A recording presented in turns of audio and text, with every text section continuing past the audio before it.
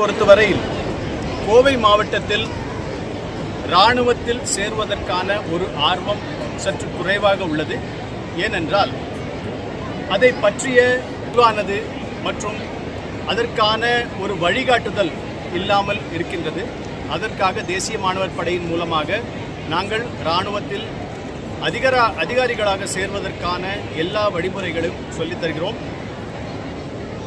ஒரு அதிகாரி ஆக வேண்டும் என்றால் ஒரு சாதாரண ஒரு டிகிரி, அதில் 50 விழுக்காடு மட்டும் இருந்தால் போதும்.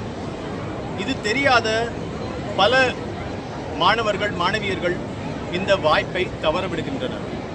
எனவே இதன் மூலம் நாங்கள் சொல்ல விரும்புவது என்னவென்றால், முன்போல இராணுவத்தில் சேர்வது, அதில் பணிபுரிவது என்பது அவ்வளவு கடினமானது அல்ல. தகுதியுடைய எந்த ஆணும் பெண்ணும் அதிகாரிகளாக சேரலாம். அதற்கான தேவை ஒரு பட்டம், அதில் மினிமம் 50 விழுக்காடு இருக்க வேண்டும்.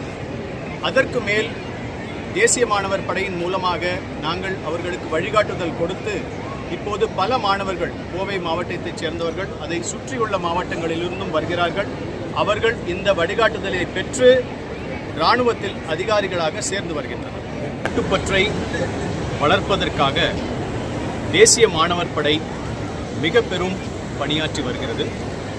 தேசிய மாணவர் படையில் தரைப்படை, விமானப்படை மற்றும் கப்பல் படையைச் சேர்ந்த அதிகாரிகளும் வீரர்களும் நேரடியாக பள்ளி மற்றும் கல்லூரி மாணவர்களுக்கு நாட்டுப்பற்றையும் டிசிப்ளின் மற்றும் உடலை உறுதியாக வைத்துக் கொள்வது எப்படி என்பது பற்றியும் போதித்து வருகிறோம்.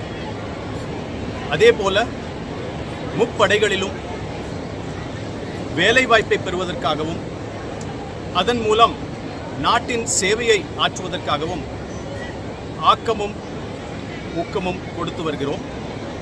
இன்று சுகுணா பன்னாட்டு பள்ளியின் 11வது விளையாட்டு நிகழ்ச்சியில் பங்கு பெற்று மாணவர்கள் மற்றும் பெற்றோர்களிடையே உரையாற்றியதில் நான் மிகவும் மகிழ்ச்சி அடைகிறேன்.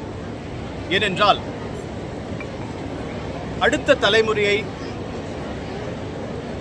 ஒரு நாட்டுப்பற்றுள்ள மற்றும் தனிமனித ஒழுக்கமுடைய மக்களாக மாற்றுவதற்கு பள்ளிகளும் கல்லூரிகளும் மிகவும் பொறுப்புடன் சேவை புரிந்து வருகின்றன. சுகுணா பள்ளியின் மேலாண்மை மற்றும் ஆசிரியர் பெருமக்கள் குழந்தைகளுக்கு கல்வி மட்டுமல்லாது நல்லொழுக்கமும்